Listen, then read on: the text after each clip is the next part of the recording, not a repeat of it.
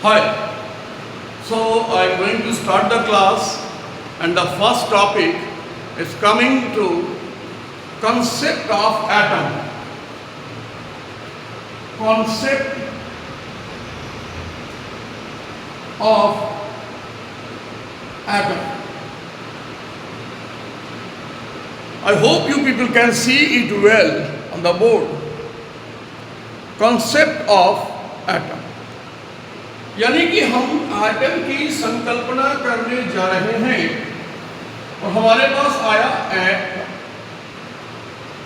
तो मान लीजिए कोई दुनिया में कोई अचानक अजूबी सी चीज आ गई एटम नाम की, तो आपके दिमाग में एक सवाल आएगा, यार ये एटम है क्या? What is this? एटम है क्या? तो पहला क्वेश्चन आया कि भाई व्हाट इज एटम?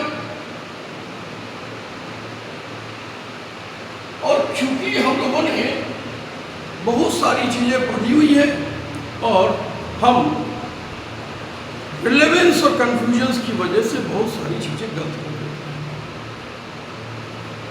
तो क्योंकि ये बहुत मालूम है, हम आते दूसरे topic. Who discovered atom? Who discovered atom? Who discovered? भाई किसने खोजा? तो एटम को एक भारतीय ऋषि थे, महर्षि कणादि, उन्होंने एटम को खोजा। तो atom was discovered by saint Kanad, saint KANADA, और हम हिंदी कहेंगे महर्षि कणादि ने एटम की खोज की। तो एक सवाल आया, भाई कब खोजा इन्होंने? When?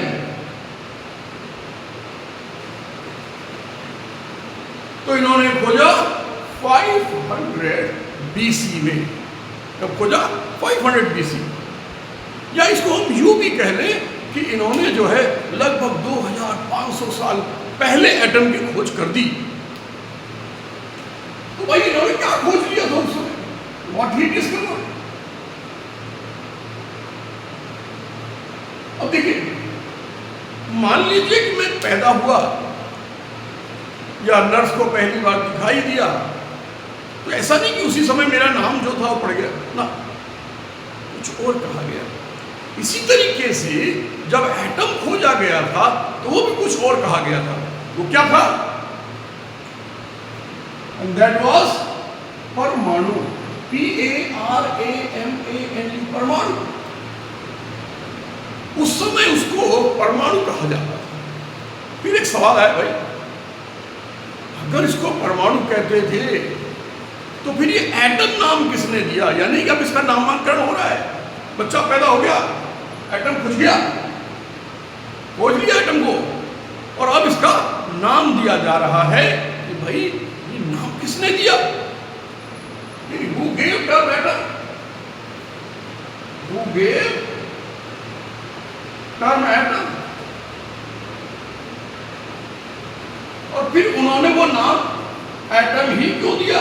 Why? और क्या दिया था उस समय? फिर एटम क्या? तो जो उन्होंने खोजा जो परमाणु था, तो फिर एटम नाम किसने दे दिया भाई?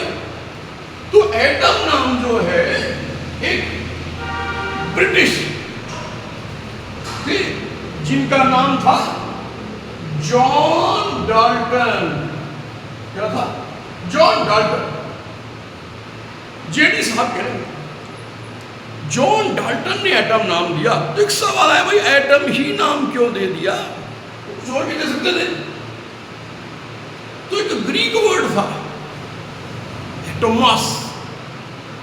उस एटोमॉस, कहीं कहीं पे इसका प्रोनाउंसिएशन एटोमियो भी लिखा रहता है, इसलिए तो एटोमॉस की वजह से ये, क्योंकि उसका मतलब होता, ग्रीक वर्ड है, इसका मतलब होता था इंडिविजिबल, इंडिस्ट्रक्टिबल, जो बनाया नहीं जा सकता, जो क्रिएट नहीं किया जा सकता, जो डिस्ट्रॉय नहीं कर सकते, डिवाइड नहीं कर सकते, ऐसी कुछ बातें उन्होंने कही।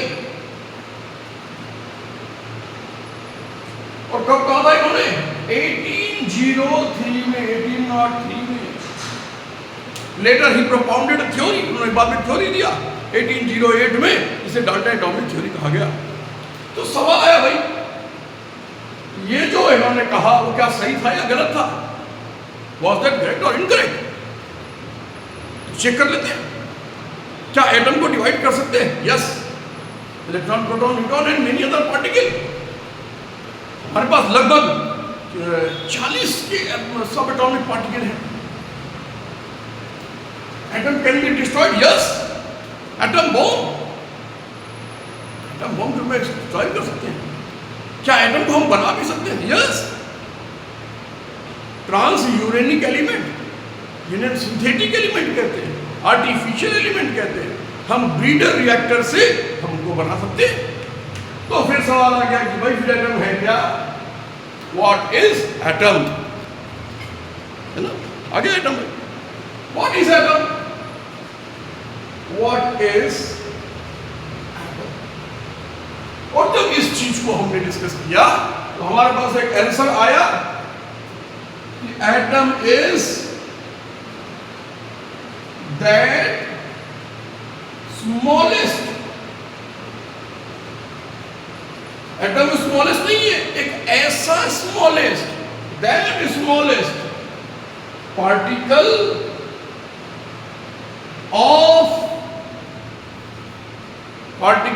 Of an element. ये एलिमेंट का एक ऐसा सबसे छोटा पार्टिकल है which cannot be further broken into similar particle and possess all the properties of that element। यानी एटम किसी भी एलिमेंट का, किसी भी तत्व का ऐसा सबसे छोटा पार्टिकल जिसे हम सिमिलर तोड़ तो सकते हैं लेकिन सिमिलर पार्टिकल में नहीं ब्रेक कर सकते,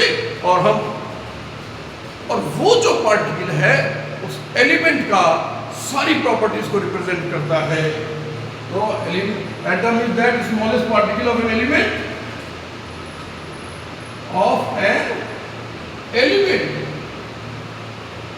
which cannot be broken into similar particle। Similar नहीं तोड़ सकते, डिसिमिलर तोड़ सकते हैं। cannot be broken into similar particle, it can be broken into dissimilar particle।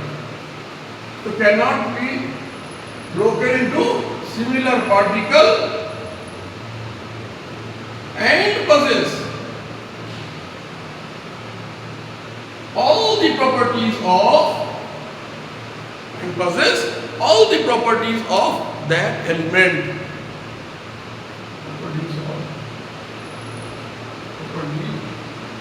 And possess all the properties of